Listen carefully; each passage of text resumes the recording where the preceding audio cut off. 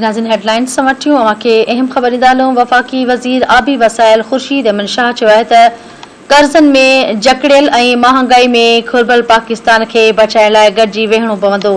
हुन चयो आहे त मुल्क खे हेसी ताईं पहुचाइण में सभु क़सूरवार आहिनि, पर हाणे अॻिते जो सोचणो आहे।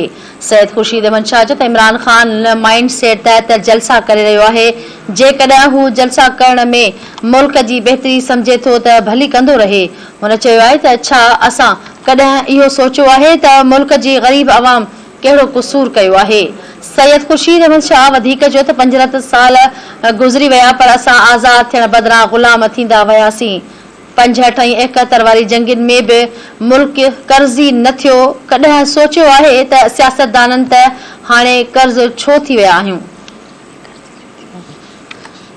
चीना सिनेमा खे आगाह कंदा हलूं। सैयद ख़ुर्शीद अहमद शाह जो चवणु हो त कॾहिं इहो सियासतदाननि सोचियो आहे त हाणे कर्ज़ी छो थी विया आहियूं।